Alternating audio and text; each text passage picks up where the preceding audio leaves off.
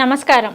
కుంభరాశిలోకి శని వక్రగతి అంటే జూన్ 30వ తారీఖు నుంచి నవంబర్ 15వ తారీఖు వరకు అంటే ఈ 138 రోజులు కుంభరాశిలోకి శని వక్రగతి జరగడం ద్వారా ద్వాదశ రాశులను 12 రాశుల వరకు ఎలా ఉండబోతుంది, అలాగే వారికి ఎటువంటి ఫలితాలు రాబోతున్నాయి అనే వాటన్నిటి గురించి తెలియచేయడానికి ఈరోజు స్టూడియోలో మనతో పాటు ఉన్నారు ప్రముఖ జ్యోతిష వాస్తు నిపుణులు మరియు ఆధ్యాత్మికవేత్త బ్రహ్మశ్రీ డాక్టర్ నాయకంటి మల్లికార్జున శర్మ గారు. సో మరి గురువు గారితో మాట్లాడి ద్వాదశ రాశులను 12 రాశుల వారికి శని వక్రగతి కారణంగా ఎలా ఉండబోతుంది, వారు ఎటువంటి పరిహారం చేసుకుంటే వారికి బాగుంటుంది అనే అంశం గురించి అడిగి తెలుసుకుందాం.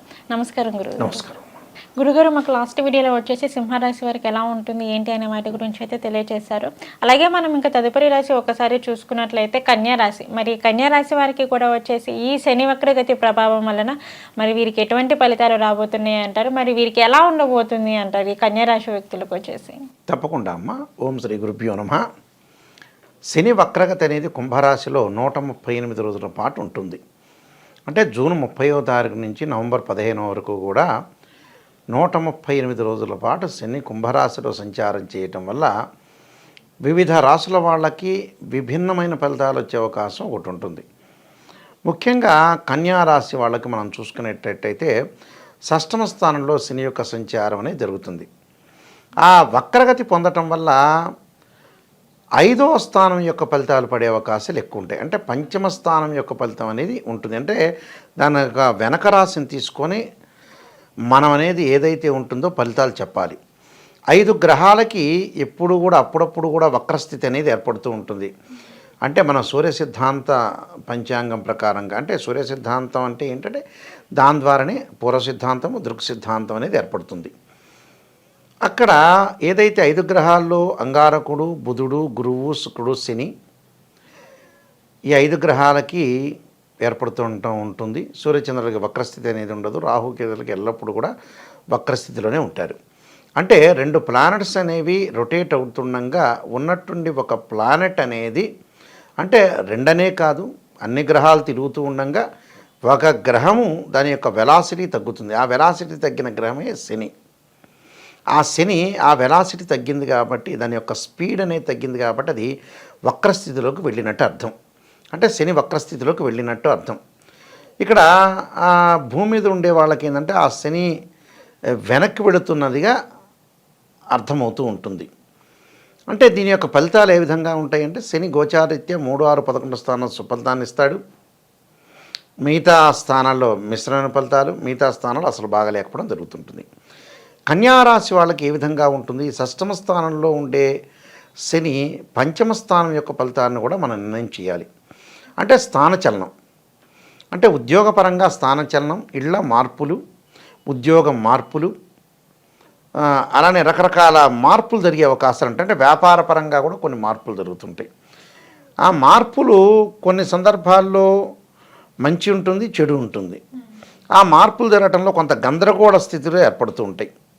ఆ ఉద్యోగంలో కూడా కొన్ని ఆటంకాలు ఏర్పడటం, ఏదైతే మార్పులు జరిగి వేరే ఊరికి వెళ్ళిన తర్వాత కూడా అక్కడ మానసిక స్థితి ఒత్తిడి బాగలేకపోవటం, అలానే సంబంధాల్లో విభేదాలు పెరిగే అవకాశాలు ఉంటాయి. ఉద్యోగుల్లో కూడా ఎక్కడైతే వాళ్ళు ఉద్యోగం చేస్తున్నారో అక్కడ ఉండే తోటి కొలీగ్స్ రాజకీయాలు అనుభవిస్తారు.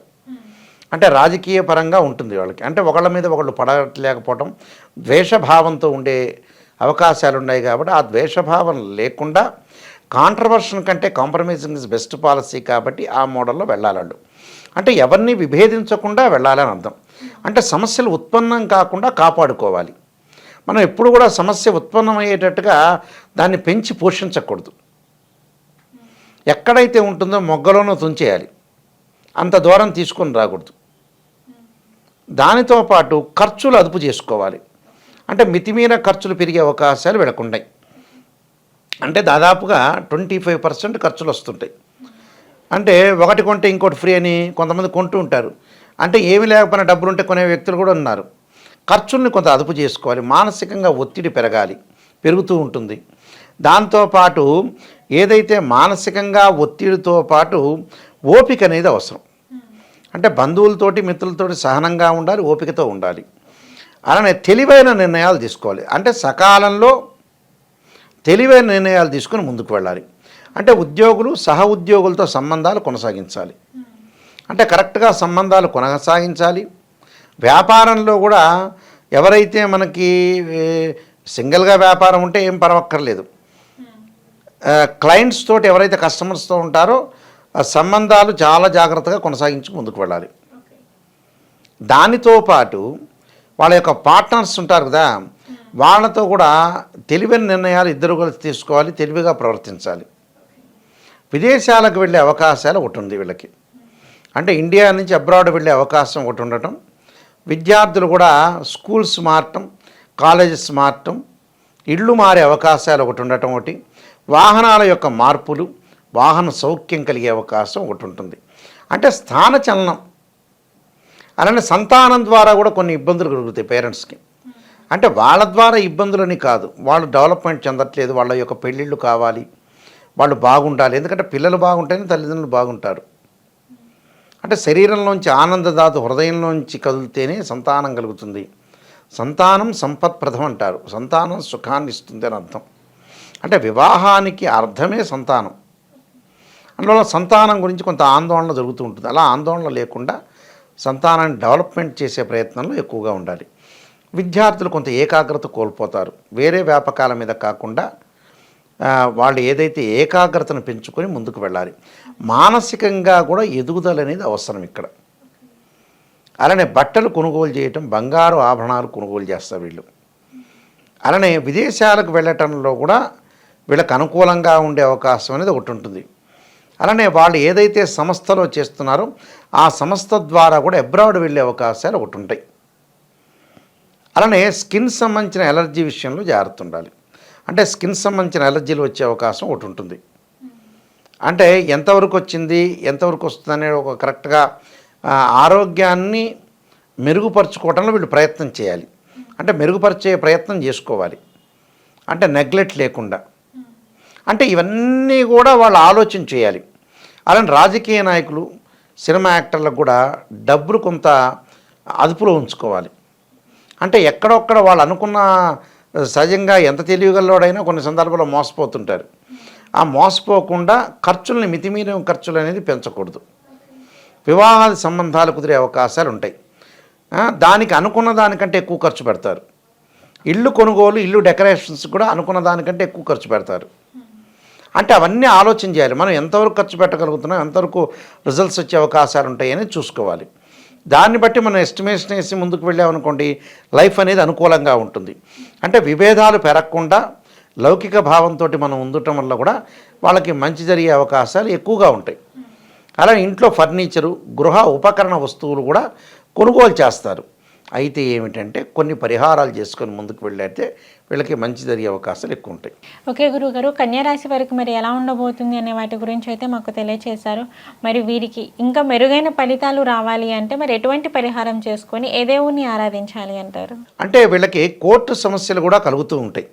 అంటే కోర్టు సమస్యలు కలగటం ఒకటి, కోర్టులో ఆర్గ్యుమెంట్స్ జరిగే అవకాశాలు ఉంటాయి. అన్నదమ్ముల మధ్యలో సఖ్యతగా ఉంటుంది, కానీ పిత్రార్జిత విషయంలో కూడా కొన్ని చిన్న చిన్న గొడవలు వస్తుంటాయి. అయితే వీళ్ళు చేయాల్సింది ఏంటంటే, ఈ పంచమ స్థితి శని యొక్క ప్రభావం అనేది ఉండటం వల్ల చక్కగా వాళ్ళ ఇంట్లో బియ్యాన్ని దంచితే నూకలు అవుతాయి. నూకలు, పంచదార అంటే చక్కెర అంటారు, పంచదార తీసుకొని ఆ నల్ల నువ్వులు తీసుకొని చిన్న ఒక కాగితంలో కట్టుకొని శివాలయంలో ప్రదర్శన చేయాలి. అంటే ఈ 138 రోజుల పాటు వచ్చే ప్రతి వారం, ఈ ప్రతి వారం కూడా ఏదైతే సోమవారం చేయొచ్చు, శనివారం కూడా చేయొచ్చు, చేసి శివాలయంలో ప్రదర్శన చేయాలి. ప్రదర్శన చేసిన తర్వాత 9 ప్రదర్శనలు చేసి మనం తీసుకెళ్ళిన ఏదైతే నూకలు, పంచదార, నల్ల నువ్వులు నల్ల చీమలకు పెట్టాలి. ఆ తిరిగేటప్పుడు ఓం నమః శివాయ పంచాక్షరి చేస్తూ తిరగాలి. వీరైతే తత్పురుషాయ విద్యే మహాదేవాయ ధీమే తన్నో రుద్ర ప్రచోదయాత్ అనే మంత్రాన్ని చక్కగా చదువుకోవాలి. అక్కడ నల్ల నువ్వులు నల్లచీమ లేదు, ఎక్కడొక్కడ ఒక మూల వేస్తే నల్లచీమలు వచ్చి తింటాయి. దాని యొక్క శని యొక్క దోషం పోతుంది. మానసిక స్థితికి క్షీరపుత్రాయుధ్య అమృతతత్వాయ ధీమే తన్నో చంద్ర ప్రచోదయాన్ని చంద్రగాయత్రి మంత్రాన్ని దదేశంక తుషారాభం క్షీరోధార్ణవ సంభవం నమామి శిశిరం సోమం శంభుర్మకుట భూషణం అనే మంత్రాన్ని చదువుకోవడం వల్ల కూడా చాలా మంచి జరిగే అవకాశం ఖచ్చితంగా ఉంటుంది. ఓకే గురుగారు, శని వక్రగతి ప్రభావం వలన కన్యారాశి వారికి వచ్చేసి ఎటువంటి ఫలితాలు రాబోతున్నాయి అనే అంశం గురించి అయితే మాకు తెలియజేశారు. ధన్యవాదాలు గురుగారు. నమస్కారం.